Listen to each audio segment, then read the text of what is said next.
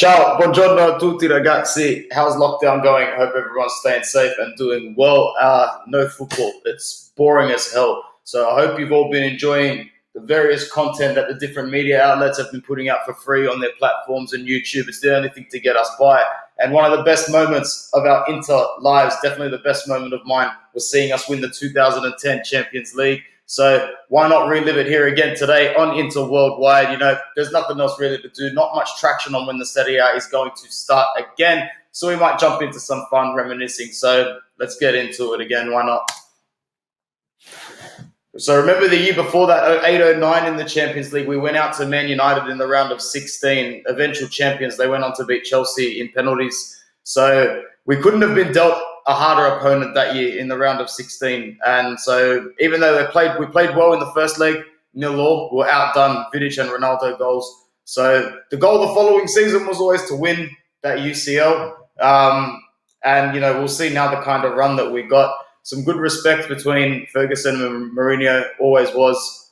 And I remember the group being dealt. I'm like, Barcelona. Again, we always seem to cop them. How many years have we had Barcelona? But the first game was pretty bad. We drew with Barcelona 0-0 at home. And then we had to take on Rubin Kazan, and we drew that 1-1 as well.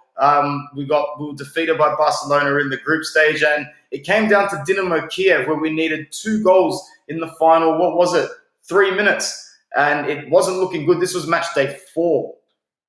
2 goals in the last 4 minutes. It was from Schneider and from Milito, definitely.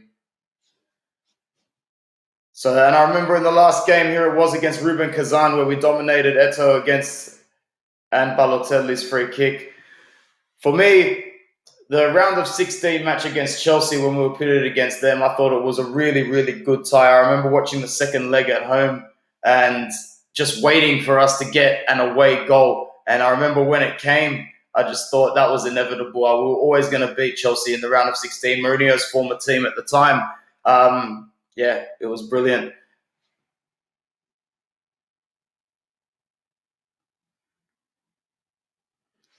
So we qualified out of the group just by the skin of our teeth. Match day 4. If we hadn't won that game, it all would have been up Schitt's Creek.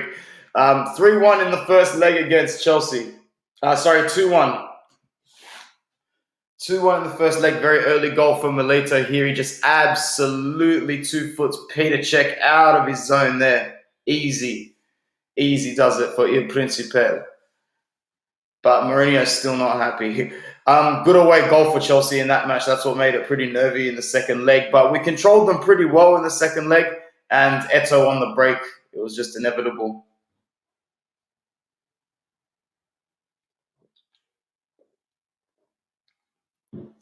Such a cohesive unit, that team that played in that Champions League. There were standout players like Milito, Eto'o, and Schneider, but you got to remember the hard work and the tenacity and the pace and explosiveness of players like Douglas Maicon and Stankovic's energy, whether he was starting or coming off the bench. A fit and exciting Goran Pandev as well, Thiago Motta and Cambiasso forming a formidable partnership in that central midfield when they were playing. Samuel and Lucio, what a pair as well. Quarterfinal time, CSKA Moscow. There's always those bogey teams from Ukraine or Moscow, or they somehow sneak their way into the quarterfinals, and it's never easy. We took them on at home and only beat them 1-0. A deserved win at the end of the day, but it was still nervy going into the second leg. And then, of course, Wesley Schneider in the second leg getting the goal in the 6th minute with the free kick. And the match was more than sealed with the red card early in the second half. But I think everybody will agree that, the real wins for us in the Champions League and almost the final in a way was when we were able to beat Barcelona over 2 legs. Every team sometimes you have in these sporting events that sometimes teams, they're destined to win it before you even get to the final or when you get to the final. And, I think that we were destined to win it in the second leg, which will be coming up soon.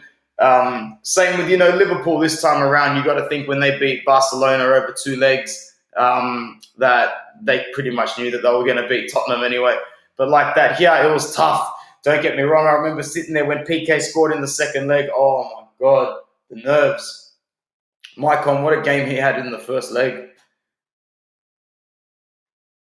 Calls for offside here from Barcelona, but no chance.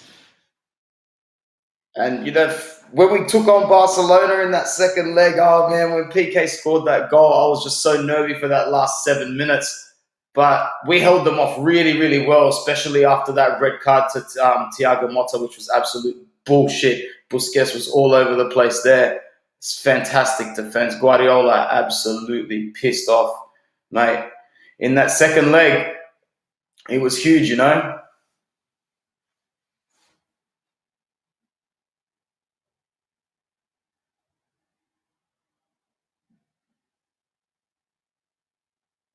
I remember Mourinho said, basically as soon as Messi gets into a certain zone, 3 players need to be around that zone ready to go.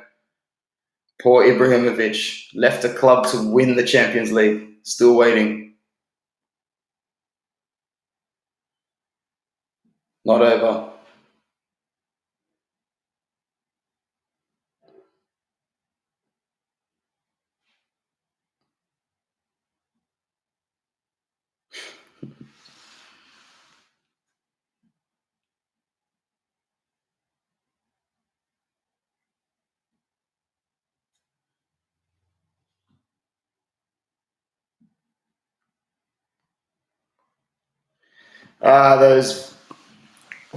Those salty Barca dogs. Look at them with the sprinklers for Mourinho.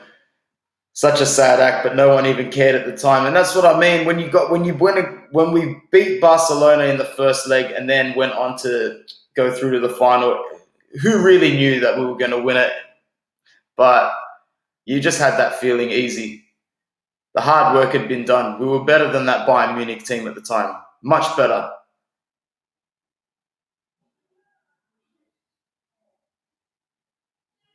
I got to admit, when I was 17 at the time, sorry, just turned 18, and I was doing my finals or my HSC exams that we call them in Australia.